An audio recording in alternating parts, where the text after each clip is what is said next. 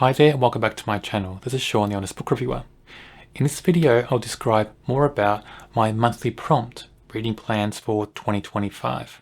So, in each month, there'll be a different prompt.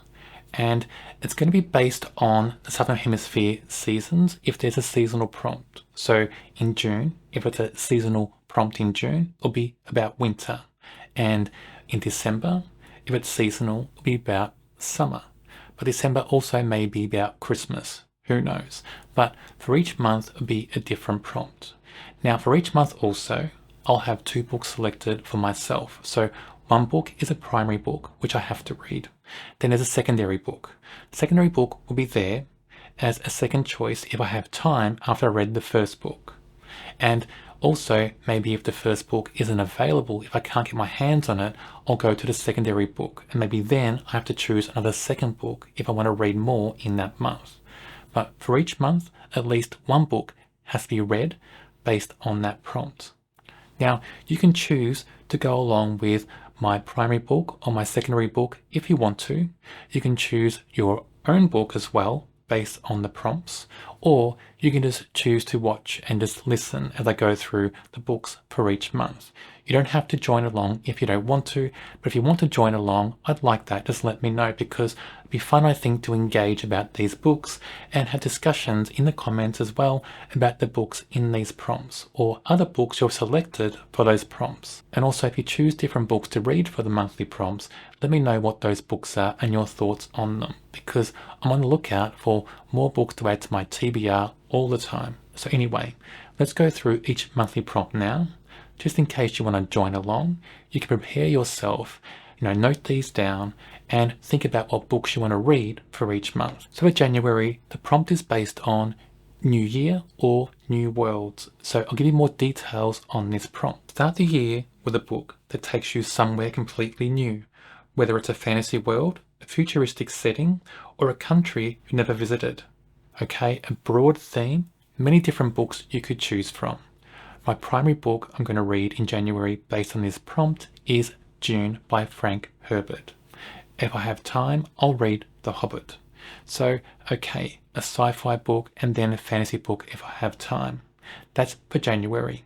Let's move to February. The prompt for February is love, but make it complicated. So in more detail, read a book about love that's unconventional, messy, or unexpected, whether it's romance, friendship, or love of a place or passion. My primary choice for this prompt is The Time Traveler's Wife. If I have time, I'm going to read Call Me by My Name. If I have time.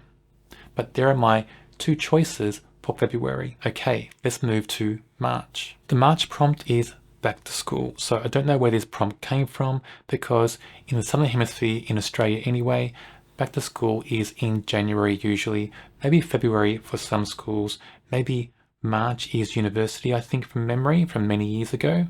So maybe that's where the prompt comes from. But anyway, more details on this prompt. With schools back in session, pick a book set in an academic environment, a boarding school, university, or one that teaches you something new. My primary choice for this prompt is The Secret History. If I have time, I'll read The Philosopher's Stone. If I have time. Let's move to April. April prompt is time travel, real or imagined. In more detail, choose a book that deals with time. It could involve literal time travel, be set in a different era, or explore themes of history and change. My primary choice for this is 11/22/63 by Stephen King. If I have time, The House on the Strand. Okay, moving to May. May's prompt is cozy comfort reads. So in more detail, as the weather cools down, pick a book that feels like a warm hug, something comforting, nostalgic, or light-hearted. So my primary choice for this prompt is Anne of Green Gables. If I have time, I'll read The Wind in the Willows. Both are nostalgic, warm books that do feel like a warm hug. I may read both of those books in May anyway, who knows, but I really do want to read Anne of Green Gables during that month. Let's move to June. For the June prompt, it's Chilly Mysteries. So remember, this is based on the Southern Hemisphere seasons, June being winter, we have Chilly Mysteries. So in more detail, winter has arrived, so embrace the season with a mystery, thriller, or atmospheric tale that chills in more ways than one. My primary choice for this is Let the Right One In, and If I Have Time, The Turn of the Screw. For July, being the middle of winter in the Southern Hemisphere, the prompt is Winter Tales. And in more detail, read a book that captures the magic or beauty of winter. It could be set in a snowy location or have themes of survival, quiet reflection, or cold weather coziness. My primary choice for this prompt is The Snow Child. If I Have Time, The Lion, the Witch, and the Wardrobe. Let's move to the next month, August. In August, the prompt is Women's Voices. In more detail, choose a book written by a female author or featuring strong, complex women at its center. My primary choice is Where the Crawdads Sing. If I Have Time, The Handmaid's Tale. Okay, let's move along to the next prompt for September. For September, and remember, Southern Hemisphere prompts, the prompt is Spring Awakening. In more detail, with spring in the air, read a book about growth, renewal, or rebirth, whether it's nature-themed, a character's personal growth, or a fresh start. My primary book for this prompt is The Secret Garden, and my secondary book is Eleanor Oliphant is Completely Fine. That's if I have time to read more than one book for that prompt. Let's move to October. The October prompt is spooky but not too scary, so in more detail, embrace the eerie vibes of October with a book that's a little spooky, mysterious, or atmospheric without diving too deep into horror. My primary choice for this prompt is The Haunting of Hill House. If I Have Time, The Silent Companions. So remember, spooky but not diving too deeply into horror. Okay, let's move on to the second last prompt for November. For November, the prompt is Focus on the Past. And in more detail, choose an historical fiction book or a memoir that explores a significant moment in the past, whether real or imagined. My primary choice for this prompt is The Rose Code, and if I have time, my secondary choice is The Paris Library.